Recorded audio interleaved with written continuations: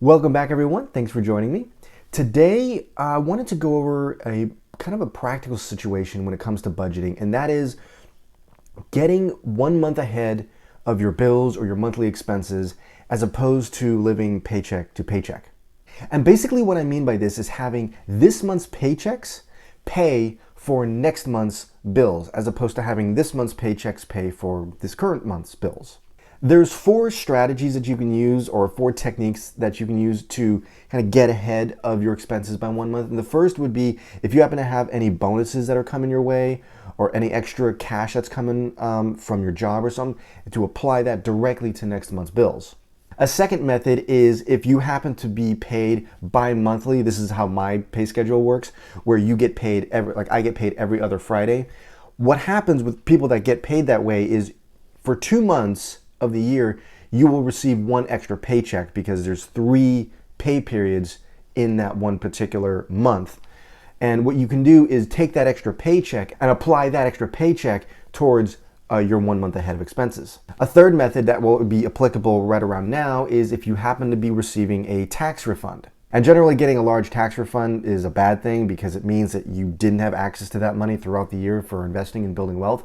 But if you're going to be getting a tax refund now, take the opportunity and take that extra cash and apply it towards your next month's bill so that this way you can get a large chunk of those paid off. Finally, the last method that I'm going to be using to show you and demonstrate now is to take any extra cash flow that you have throughout the month and let it build up and use that to pay for your next month's bills. Now, before we begin, I need to make a couple of assumptions and statements regarding this strategy. The first is that in order to implement this, you have to be what's called cash flow positive, meaning you're living within your means.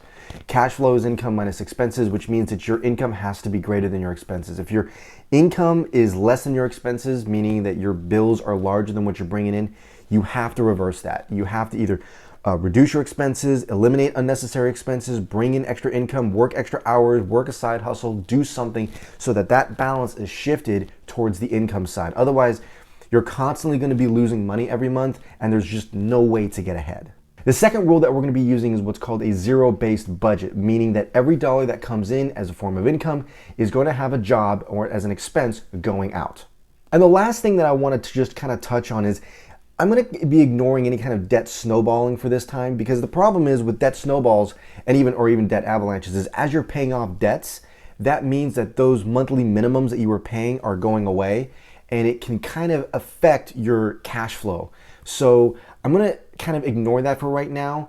Or maybe you might have one giant debt, like maybe you have a giant student loan of 30, 40 grand that you're chipping away at. And any extra cash flow is instead not gonna go towards paying down your debt, but is gonna instead go towards getting 1 month ahead of your expenses. So the average gross salary is right around, say, $63,000. Let's round it down to $60,000 per year. And after taxes, that'll be right around $46,678, or maybe around $3,889 per month. But let's just go ahead and round it down to $3,600 per month take home.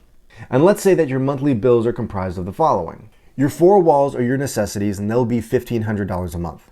Your normal bills throughout the month, so this would be like your phone bill, your cable bill, maybe some personal expenditures and household, and this will be $600 per month. And finally, you'll have any and all of your sinking funds or your savings account that you need for any upcoming bills throughout the year, and this will be $900 per month. So altogether, your monthly expenses are $3,000, and your income is $3,600, giving you a cash flow of $600 extra at the end of the month. So it's January 1st, and you get paid once a month, $3,600 for the month. You have to pay your 4 walls and your utilities, and that's $1,500 for the month.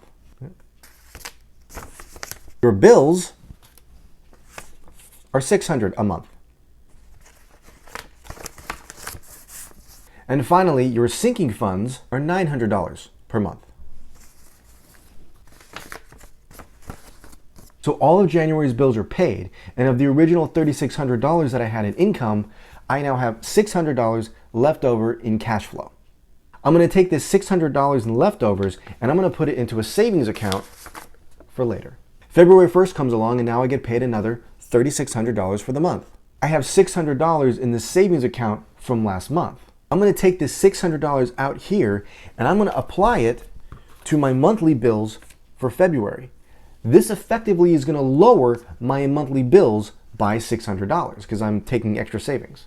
So instead of my monthly bills actually costing me $3,000 that I'd have to take out of my $3,600 from the income, when I apply this extra $600, it's actually going to end up costing me only $2,400 to fill out the remainder for the bills. This is going to mean that my actual cash flow for the month of February is going to be $3,600 minus the $2,400, leaving me $1,200 extra at the end of the month. And I'll take that $1,200 for the month and apply it back over here into savings. March 1st rolls around and another $3,600 comes in cash. Again, I have $3,000 worth of bills to pay. However, I have $1,200 that I can apply to my $3,000 bills, effectively lowering them to $1,800. Hopefully you can see with this example that every month of me doing this, I'm going to gain an extra $600 in cash flow that I can put towards savings to use for the following month.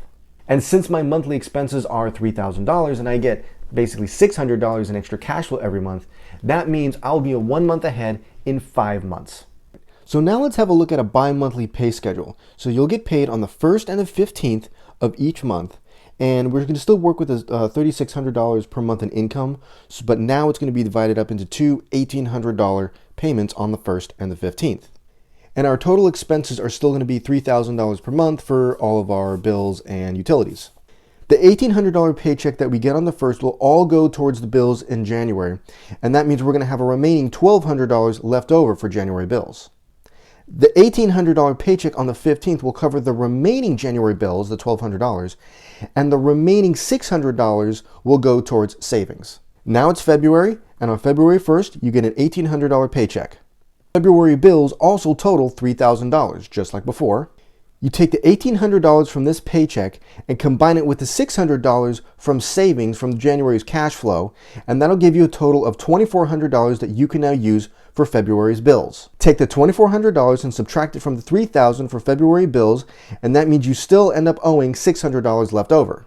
Then on February 15th, you get another $1,800 paycheck. $600 off of that paycheck to pay off the remaining February bills, and then take the remainder of all of that from the paycheck of $1,200 and put that into savings. March 1st comes and you get another $1,800 paycheck. Combine that with $1,200 from February savings to get $3,000. This pays for all of March's bills. Then this $1,800 that you get on the 15th all goes into savings. When April 1st comes and you get your $1,800 paycheck, combine this with the $1,800 you had in savings from last month and give you a total combined savings of $3,600. This gives you an extra $600 to put towards savings. Your next paycheck on April 15th gives you another $1,800, which also goes towards savings, so now you have a total of $2,400 in savings. Your May 1st paycheck gives you $1,800, and combined with the $2,400 from savings, you now have $4,200 in savings. May bills are $3,000, and you had $4,200 from before, so the difference between that is $1,200. That $1,200 goes into savings. Your May 15th paycheck brings in another $1,800, and this all goes into savings and combines with the $1,200 from before to give you $3,000 total in savings. So from January to May, or 5 months, you now have an extra $3,000, which is 1 month of expenses, stashed away in savings. And now you're 1 month ahead of expenses, so all of June's paychecks will be paying for July's bills.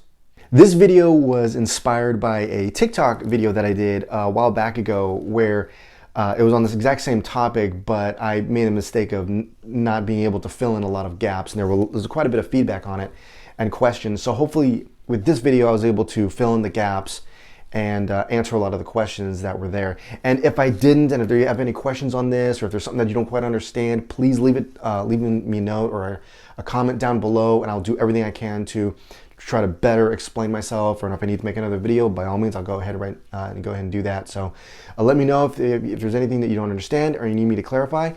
And I hope you have a good one, and I will talk with you guys later. Ciao.